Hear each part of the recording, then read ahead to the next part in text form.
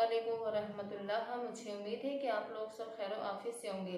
देखिए, आज मैं अपनी माँ बहनों को यही बताने वाली हूँ कि पल पल में क्या है, हमारी इस्लामी बहनें क्या है, झूठ बोल देती हैं।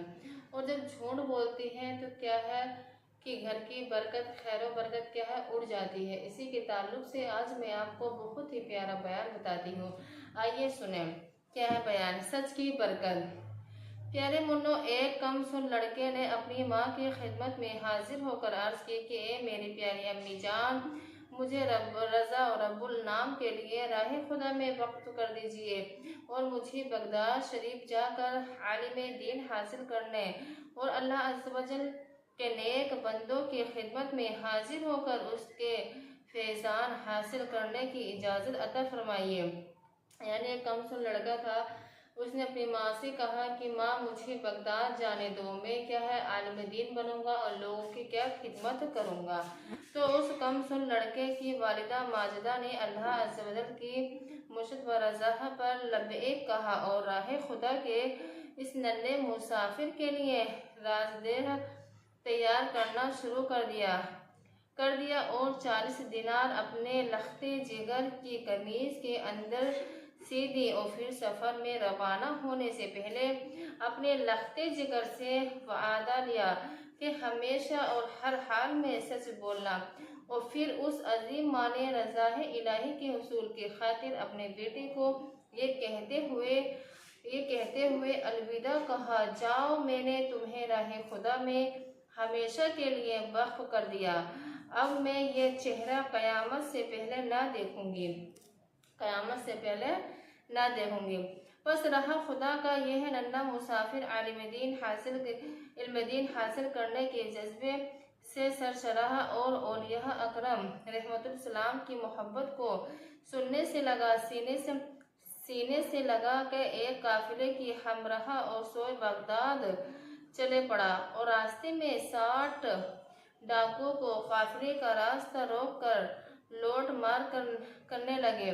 उन्होंने किसी को भी न छोड़ा और हर एक से उसका माल वासबा छीन लिया।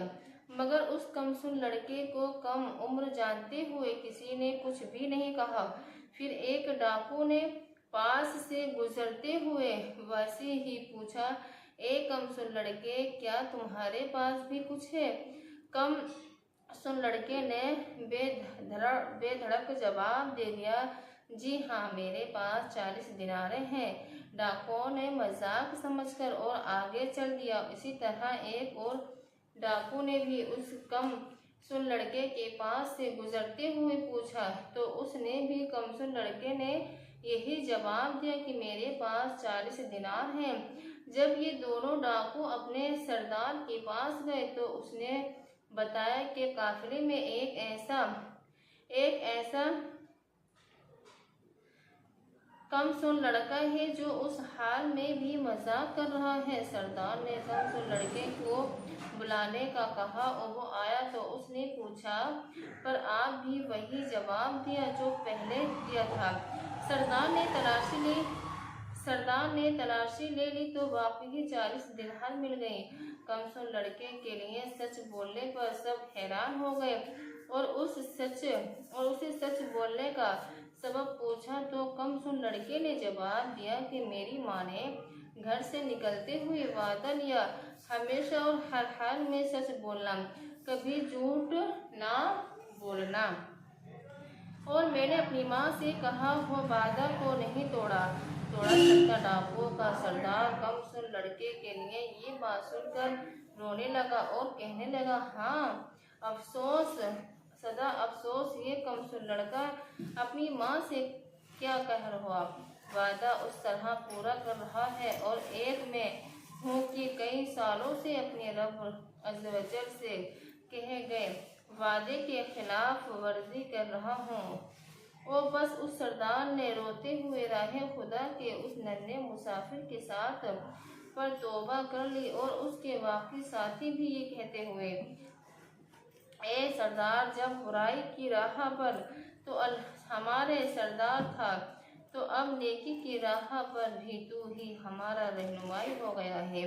प्यारे मदनी मुन्नो, क्या आप जानते हो कि राह खुदा ये नन्हा मुसाफिर कौन था? ये कोई और नहीं बल्कि हमारे प्यारे प्यारे मुर्शिद हुजूर गौसे पाक शेख सैयद अब्दुल कादिर जिलानी थे,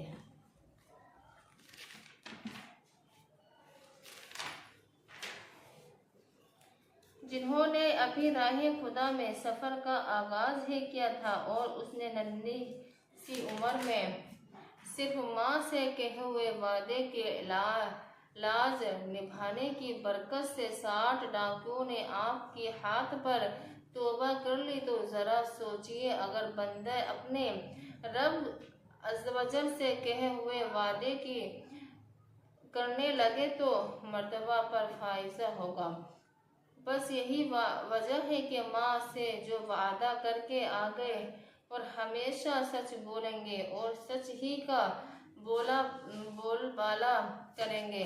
उस सच की बरकत से जब आपके चेहरे आम हो तो हजारों नहीं बल्कि लाखों नहीं हक से भटके हुए लोग रास्ते पर आएंगे और हर झूठे बड़े ने सिर्फ आपकी विलायत का इतराफ़ किया,